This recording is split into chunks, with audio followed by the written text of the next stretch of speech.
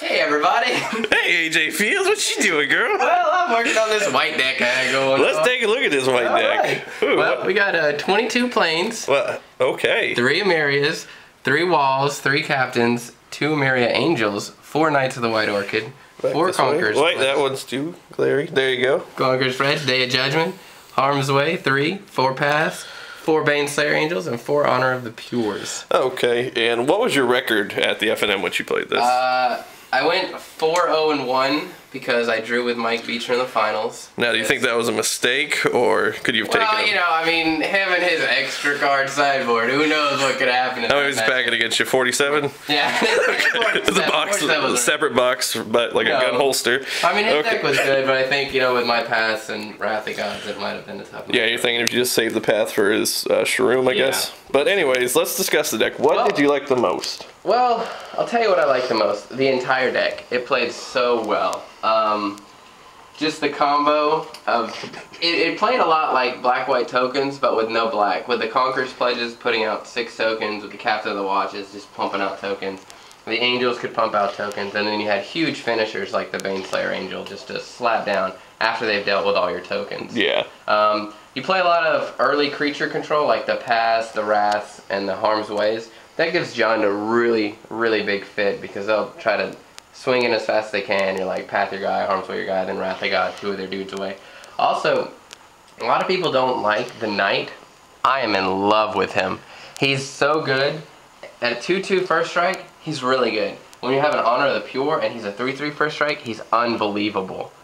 He stops almost all aggro rushes. Well, and it's surprising because a lot of people, including myself, initially did not like him without that the border post, but he seemed to work out for you very well. I'm glad to see it. And he does, and he gives that little extra acceleration if you fumble on mana, which is you can't in this deck because you have your 5 and 6 casting cost stuff is so important that he really brings it all together at the end or at the beginning when you ramp up.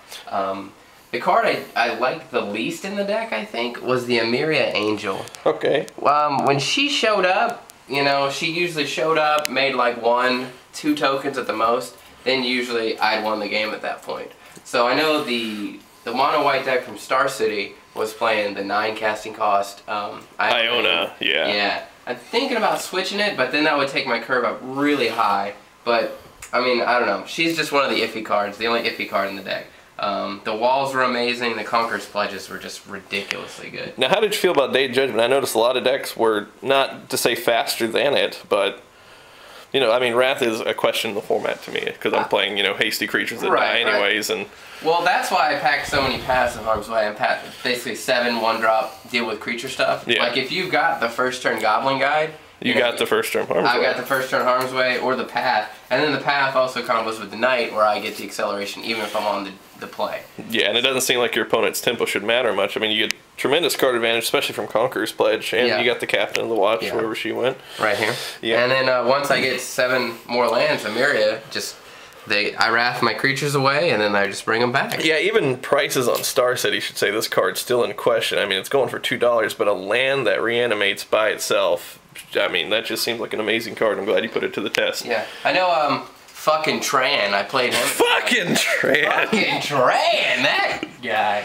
He played a 5-color control deck, and he had me go, we were wrathing back and forth, and, you know, he was making me kill my creatures, but once I hit the 7, it was over. Yeah. There was no way he could beat me because I bring back the wall and I bring back something else and then I just gain a bunch of life and he can't keep up with the life gain with his cruels and So let's look at your sideboard, see what that does. So what worked, what didn't work, what did you like? This is a little different from the board I had at Friday Night Magic. We put in the Luminarch Ascension because they are really, really good against control. And honestly, I'll be honest, I didn't play it because I didn't think anybody was going to play control at Friday Night Magic. Because Friday Night Magic is usually, you know, your aggro monkeys and junkies for stuff like that. Which is why I had the Brave the Elements, the Lightcaster for Vampire, Celestial Purges for red. And I had the Monument and the board, which might make its way into the main deck. I'm not sure where or how yet, but it was, like you've seen, it's really ridiculous. That card has personally impressed me beyond any other card in the set. Just the fact that I've doubted it so highly. One thing I really like about your sideboard is the Dawncaster. If you're lucky enough to go against vampires with your Emeria Angel, Yeah. And you have a way to get rid of her yourself, that could be sickening. Even if they do manage to get rid of her, that's their fault. This keeps coming back and blowing shit up.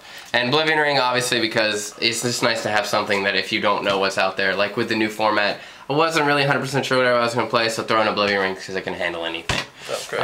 Luminarch Ascension, control. This I brought in against red decks because I thought they'd bring in Fallouts against me, you know, try to knock out all my tokens, Earthquakes even. Yeah. You know. Other than that, everything's pretty self-explanatory. Anything else you want to say about the deck? No, I love the deck. Like I said, the 2-of Angel might become something. It might become a monument.